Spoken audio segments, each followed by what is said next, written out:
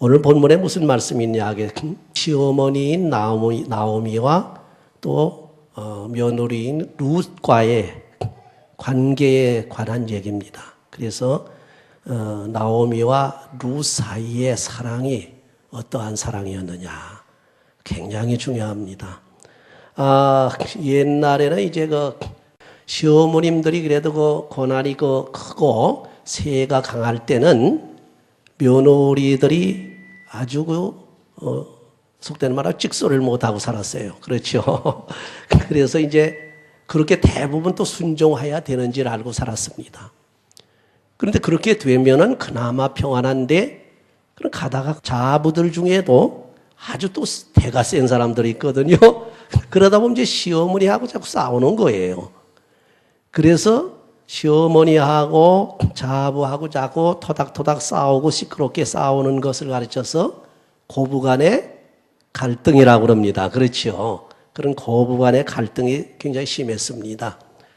근데 오늘날 보시게 되면요, 시어머니보다는 오히려 이제 자부들이 세가 강해요. 그래가지고 자부들이 하자는 대로 안 하면 시어머니는 대접을 못 받아요. 이 고부간의 갈등이라고 하는 거는 가정평화의, 가정평안의 아주 키입니다. 키. 그걸 해결하는 게. 그래서 고부간의 갈등을 잘 해결하는 가정은 아주 평화롭고 평안하고 행복한 가정이 되는 거예요. 오늘 본문 보니까요, 고부간의 갈등이 어떻게 해소가 되고 해결이 되나 하는 내용이 아주 리얼하게 이렇게 묘사가 되어 있습니다.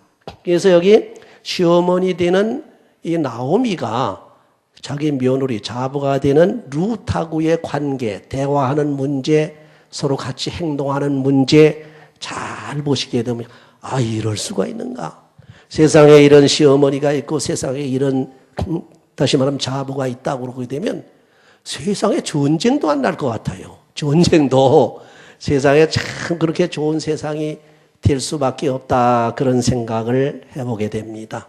간단하게 스토리를 말씀을 드리면은 예루살렘 근처 베들레헴이라고 하는 유대 땅에 나오미라고 하는 시어머니가 살았습니다. 근데 이 시어머니가 그 땅에 기근이 심하니까 이거 안 되겠다 해서 이웃의 이방 땅인 모압 땅으로 자기 남편 엘리멜렉하고 두 아들 말론과 기럨하고 이래서 네 식구가 기근을 피해서 그 이방 땅에 가서 좀 먹을 게 있나 하고 갔습니다. 근데 가서 거기 살다 보니까 얼마 안 돼서 자기 남편이 죽었어요. 어떻게 죽었는지.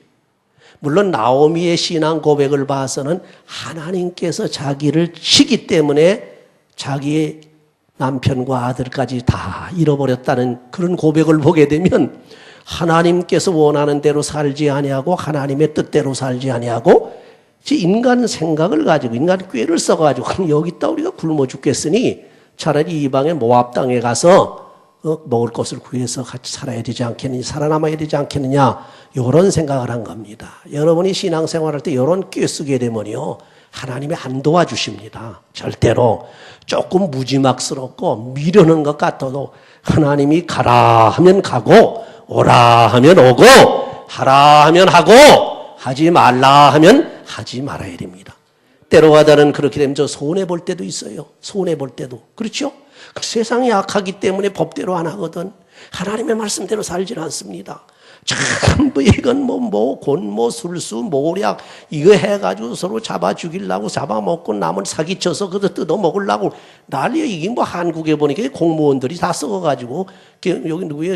이명박 대통령이 그 경찰이고 뭐고 다 이거 개혁해야 되겠다고 난리 났잖아요. 그렇죠?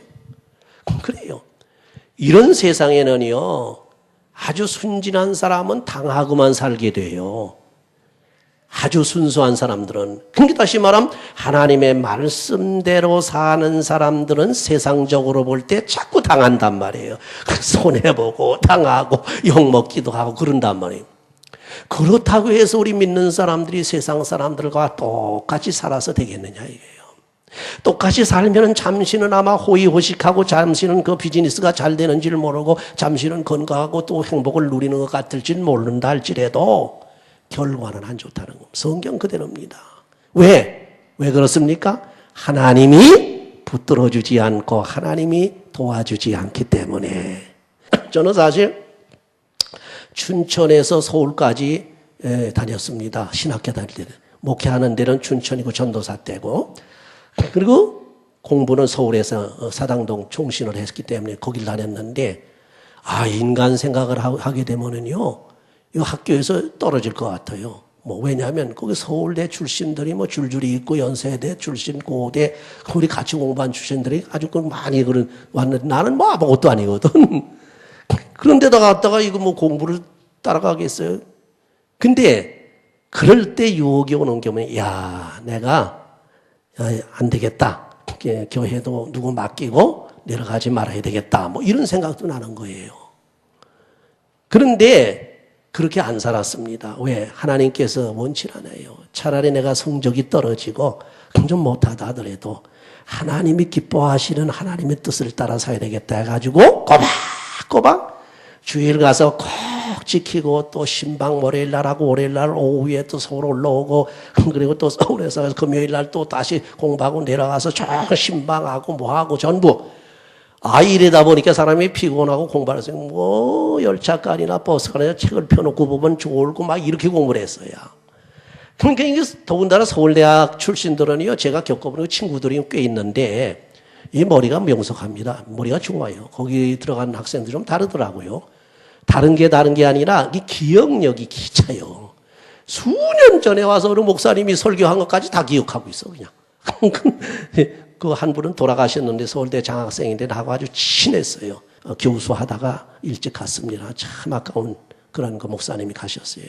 네, 저하고 꼭 같이 다녔는데, 이런 분들 머리를 못 따라가지 않습니까? IQ도 150 이상 막 되지요. 저는 120밖에 안 되지. 따라가지 못하거든. 그냥 자연히 유혹이 오는 거예요. 그냥 공부를 다른 거 다 팽개치고 공부를 하면 좋겠다.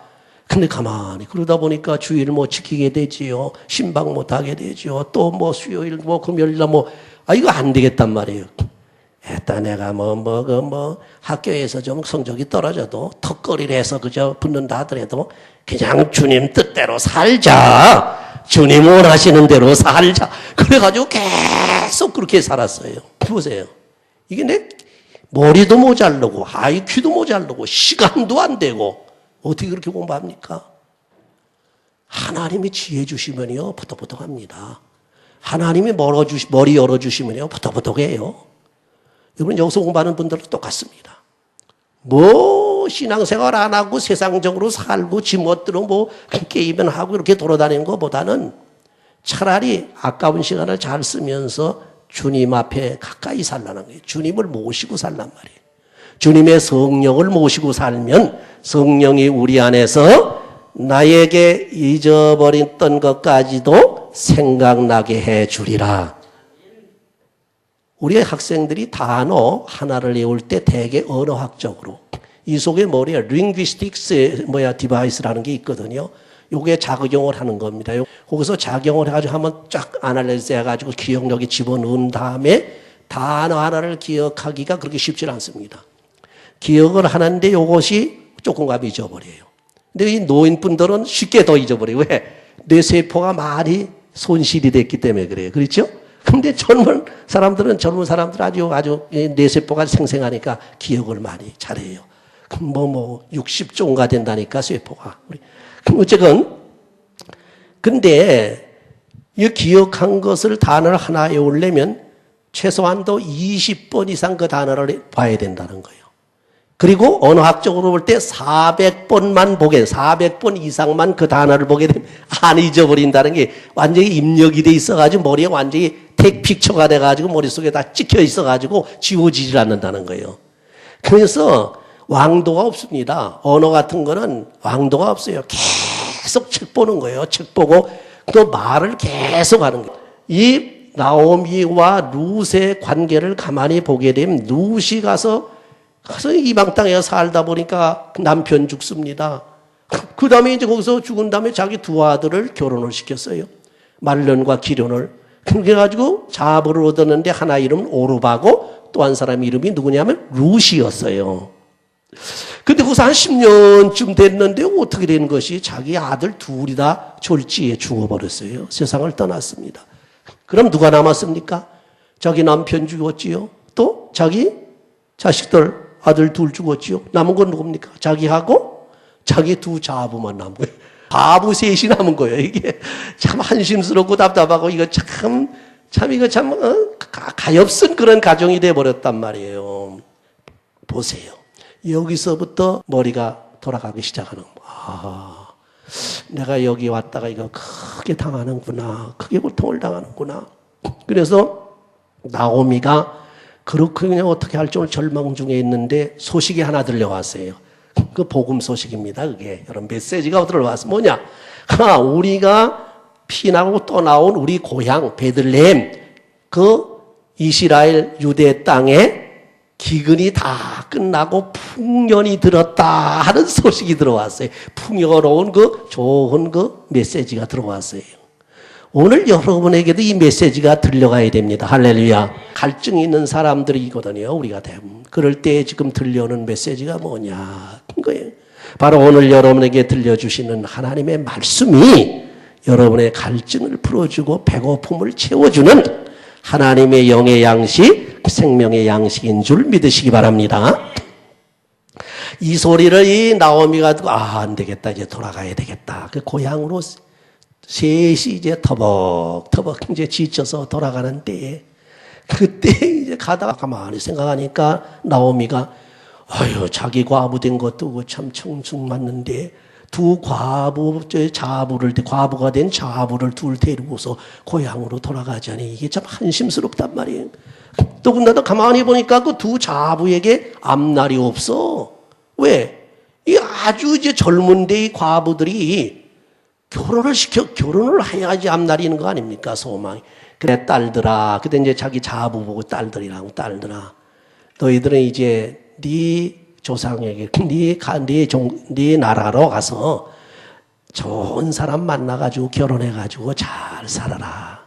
그렇게 이제 간곡하게 이렇게 권했습니다. 근데 이 오르바하고 루시라고는 두 자부가 거기서 발딱 뛰는 거예요. 아이고, 그럴 수 없습니다, 어머니. 우린 못 갑니다. 어머니 따라가겠습니다. 여러분, 오늘날 그런 자부 있을 것 같습니까? 그런 자부? 저기 남편이 죽고 말이 시어머니하고 둘이 있는데 너 가서 팔자 고쳐라. 세상 말로 팔자 고쳐 잘 행복하게 살아라.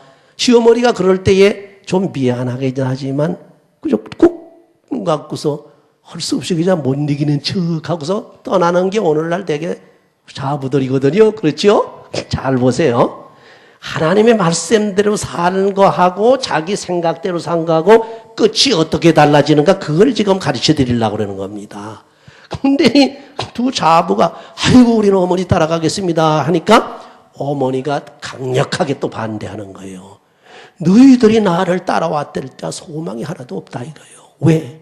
지금 내 속에 무슨 너희들에게 다시 장가 드릴 수 있는 내 아들이 있는 것도 아니고 설령 내가 다시 결혼을 해 재혼을 해가지고 또 그러면 아이를 또 가져서 출생을 한다 하자. 그때까지 너희들이 어떻게 기다리겠느냐.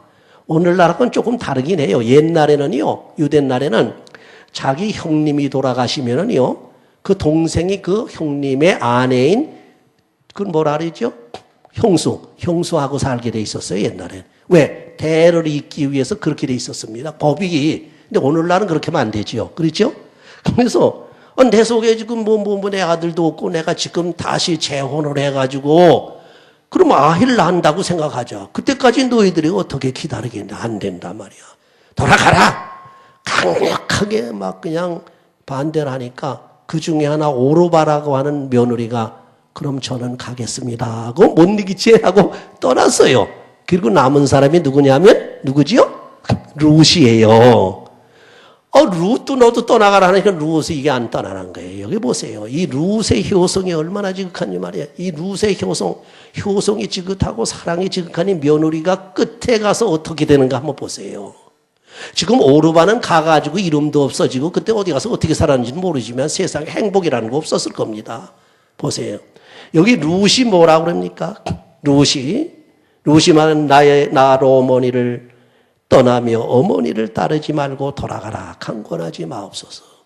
나보고 돌아가라고 그러지 마세요, 어머니.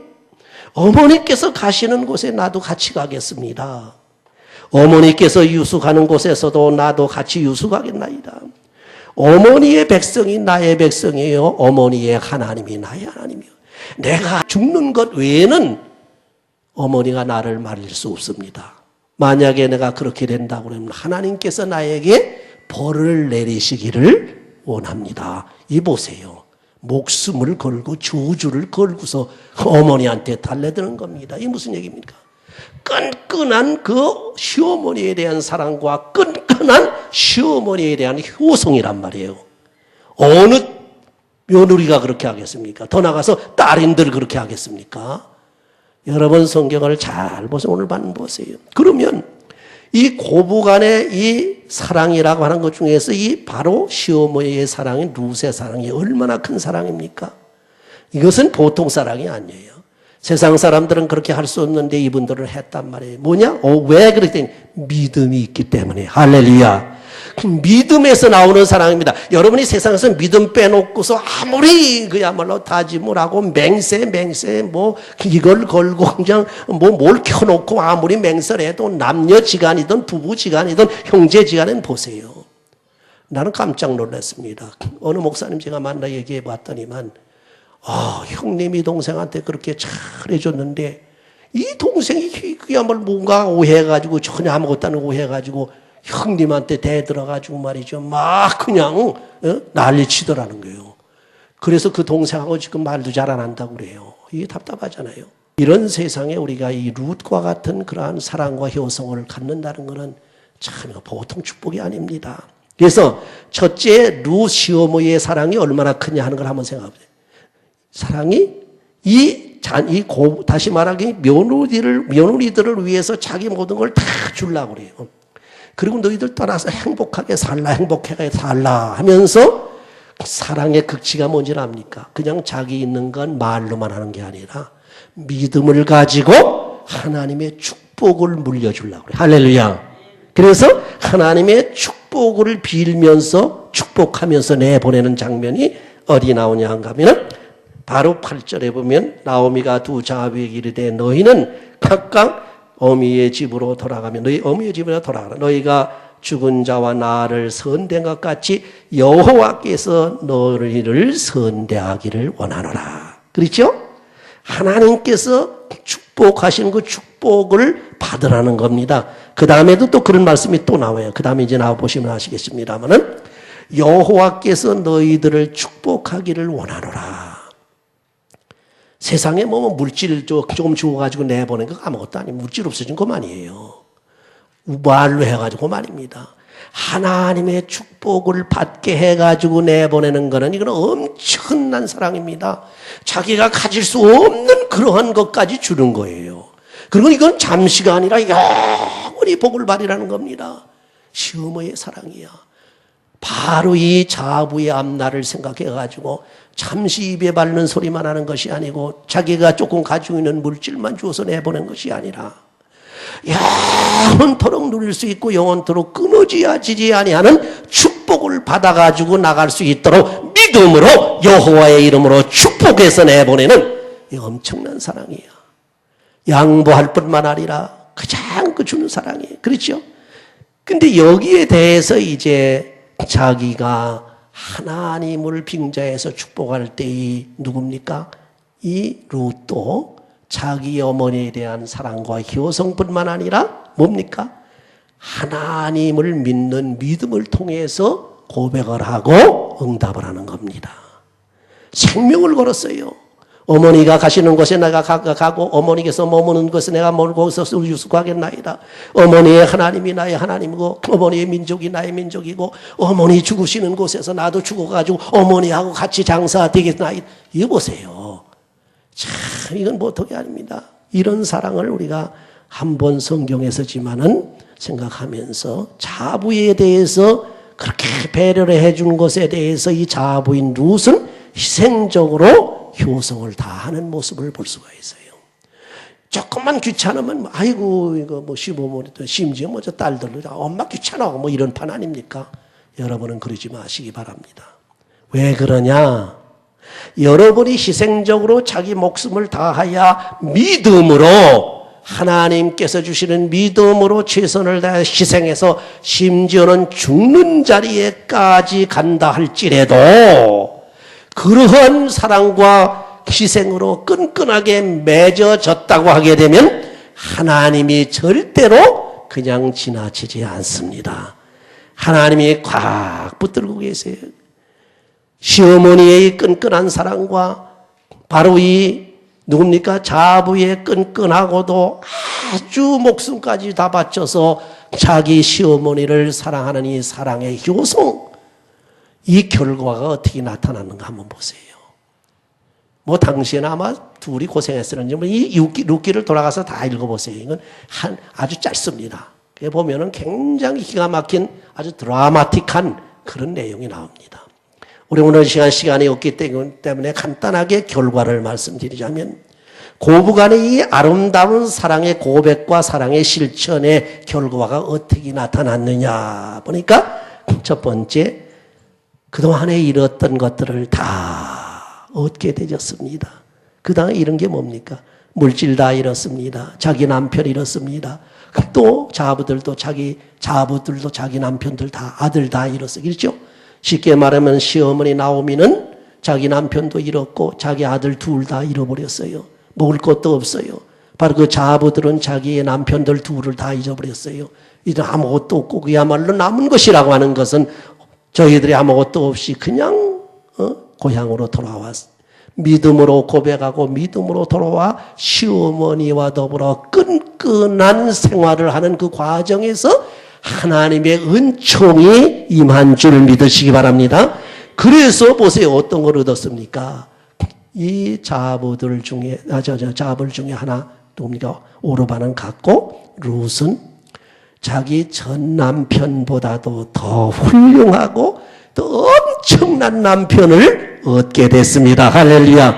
누구를 얻었느냐? 보아스를. 그 누구 중매로? 누가 중매했습니까? 누가? 그 시어머니가 중매한 겁니다. 시어머니가 자기 아들은 죽었는데 이제 너희들 가서 팔자 고쳐라 해놓고 안고 아주 끝까지 따르니까 이 시어머니가 말이죠. 자기 자부를 자기 친딸같이 생각을 하고 자기의 본 죽은 아들보다도 더 훌륭한 아들을 주게 해서 바로 남편을 삼겠다. 그 자가 바로 누구냐면 보아스요. 그 사람이 왕의 계열에 오르고 메시아에서는 그리스도의 반열에 오르게 됐는데 다윗 왕의 증조부가 되잖아요. 그렇죠? 증조부가 되고 그 룻은 다윗 왕의 증조무. 다시 한번 증조모를 뭐라고 그러죠? 증조모는 할머니의 할머니가 되셨어요. 보세요. 인생이 이렇게 바뀌는 겁니다. 잠시 내가 귀찮다고 그저 뭐 부모님을 무시하고 잠시 귀찮다고 며느리를 무시하고 이거 이 다음에 결론이 아무것도 안 좋은 겁니다. 결론은 뻔해요. 뭐 불보도 돼요. 눈에 뻔해요. 저 결론이 어떻게 될 것이냐? 저 그러면 해피엔딩으로 끝날 것이냐? 뭡니까? 언해피로 끝날 것이냐? 반하거든. 사는 도중에는 물론 조금 뭐지 희희낙낙하고 뭐 잘 사는 것 같지만은 결말에 가서 보세요. 좋은 일 없습니다. 그러나 아무리 고통스럽고 괴롭고 하더라도 바로 뭡니까? 자부를 갖다가 끝까지 살아가는 시모. 아무리 힘들고 아무리 어렵다. 요새 말이죠. 자부들 중에서 시부모를 갖다가 그냥 뭐고 특별히 그 알츠하이머 걸린 시모도 있잖아요. 그 치매 걸린 시모도 요새도 뭐 그걸 갖다 뭐 이렇게 씻기고 말이지 닦이고 잡숫게 이렇게 먹여주시고 그 더러운 거 다 칠하고 뭐 벼른박에다 맞고 칠해놓은 오물까지 다 딱 이런 자부들이 있더라고요. 저는 참 돈을 억수같이 갖다 줘도 그런 일 하려 못할 것 같아요. 그 은사입니다. 큰 은혜예요. 그렇게 하는 그 며느리들이 마지막 결론이 바로 룻과 같이 엄청난 축복을 받는다는 겁니다.